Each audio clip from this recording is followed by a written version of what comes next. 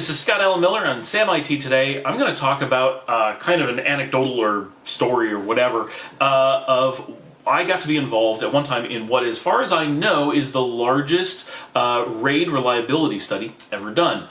RAID is something, so I've talked about this on SMB IT Journal and in some forums and stuff. It's very, very difficult, especially for things like storage, to get large-scale testing done for lots of reasons that we can go into in another video.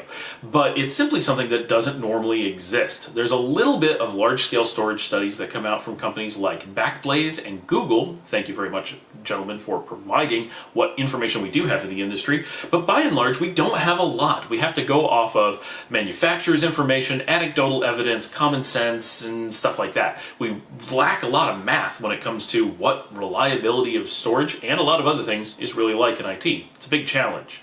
With RAID, we have even bigger challenges because there's so many types of RAID and so many ways to approach it and so many environmental factors that getting large-scale studies of RAID basically is impossible, and nobody does it. And even more so, there's nobody who really wants to release studies because anything short of doing it perfectly kind of looks bad. Why would you spend money on a giant study that takes a really long time just to show that you did something badly?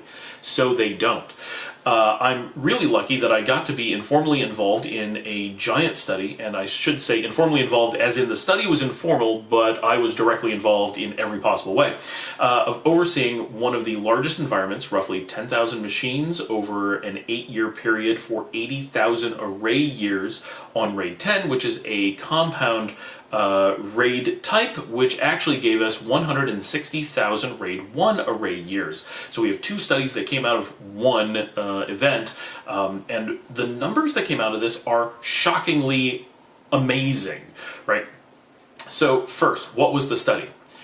All of the machines used in the study were enterprise SCSI and SAS drives on enterprise hardware in enterprise data centers taken care of in very enterprise ways with really good air filtering and power conditioning and non-stop power supplies. There's no power loss over this 8-year period. There's no major disasters. There's no real vibration. These are really well taken care of servers. So that's the first thing. This is good environmentals. The second is that it's 160,000 array years on RAID 1 or 80,000 array years on RAID 10. Basically every array was a 4-disk RAID 10. So that's just the basis of the study. There were no hot swaps in this system, and while the ability to do drive replacements was always available at a few minutes notice, this was a really good environment, the average time to change out a failed drive would actually be greater than 4 hours with I believe the average was more like 6 to 8 hours, with many swaps not happening for 2 to 3 days, with the maximum being about 5 to 6 days. So there's a lot of not ideal going on. Even though the environmental conditions were very ideal, the actual maintenance of the arrays was less than ideal. It would have been more ideal had they been one, not RAID 10, had they just been RAID 1s, had they had a larger mirrored set. These are all just two-way mirrors throughout. There's no three-way mirrors. There were no hot swap drives. There was no SSDs. This was all spinning rust or traditional Winchester disks. And yet, in doing this study, 160,000 RAID 1 years, the total number of array failures. Now remember, with RAID, you have disk failures, but disk failures do not cause your array to fail. You have to have certain conditions under which enough disks or disks have failed in the right ways to cause the array to actually fail. As long as the disks fail and the array does not, you can replace the disks, the system will rebuild and keep going. The number of disk failures that we had during this window was in the thousands, obviously, many thousands. Disks would fail on a multi-hourly basis. There were so many disks in this study, roughly 320,000 disk years, that we lost disks continuously. It was a non-stop process of putting in new disks. That said, even with all those disk failures and no hot swaps, the total number of failed arrays was zero. 160,000 array years of study, 0 failures. And this is a good balance, I believe, in those numbers. These were not 10,000 servers that were put in brand new all at once, so that we were studying them from their infancy to their old age. This was machines that were already partway through their lives. Many of them were kept for much longer than 8 years. Many were installed new during this window. So during the study, we had a constant turnover of the servers. So the arrays that we were seeing were constantly churning. So we're not getting like one of the problems with mean time between failures that we see from studies at vendors is that they'll put in, say, 1,000 drives, brand new, mint condition. We'll test them until their first failure, and then use that number to determine what the mean time between failures is, which of course isn't useful in the real world because you don't have 1,000 disks trying to make it to one failure. You have one disk trying to make it over a decade.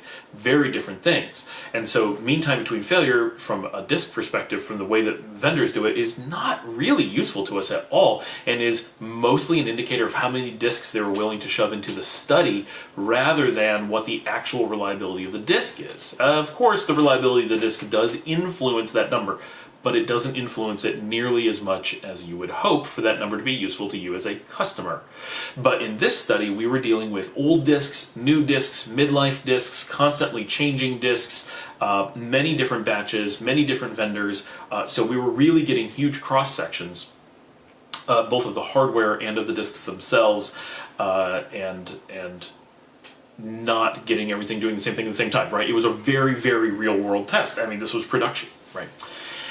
And that we lost no arrays, even without doing things ideally during that window, is a truly amazing number. And it's also important that this was a large number, so we were not dealing with a statistically insignificant number of devices, and it was done for a very long time, roughly an average length, slightly longer than the expected lifespan of an enterprise server, or at least the array of an enterprise server, so that we were also getting statistically meaningful length of time studies on the arrays. The combination of a large number of servers over a large amount of time, with them being staggered at different life expected or different life points, provided a really, really statistically meaningful study of an unbelievable data set that showed that even in a study of that size, we couldn't come up with a study large enough to come up with even statistically non-meaningful failure rates. You can't get lucky at 160,000 array years. Having 0 failures suggests that the actual mean time between failures is somewhere probably significantly larger than 160,000 array years between failures. Now, what we don't know is that number 165,000 array years, or is it several million array years? We don't know. That would take a study many, many times the size of the one we did, because even if we got a single failure, or even 2 or 3, that would be statistically non-meaningful given the size of the data set, and they would be statistical outliers. But we didn't have statistical outliers. That's how reliable the set was. So this is really interesting. Unfortunately, the same study was not done with RAID 5, it was not done with RAID 6, it was not done with RAID 7, it was not done with RAID 0, it was only done with RAID 10, and obviously we got to extrapolate RAID 1 from it. So we're lucky that at least we got those 2 data points from the one study, and no one, as far as I know, has ever taken the time or money to do a similar study of what we assume are less reliable array types. But what is important is that 0 data loss, 160,000 RAID 1 array years, 80,000 RAID 10 array years. These numbers tell us an awful lot about what we need to know about the actual reliability of mirrored RAID systems. We know from looking at anecdotal evidence of parity RAID systems that RAID 5 and RAID 6 do not even remotely come close to these kind of numbers. You can take much smaller data sets, and almost anyone can produce statistically meaningful anecdotal evidence of large failure rates from data sets of a fraction of this size. So that alone is also important, that the 2 do not mimic each other in any way.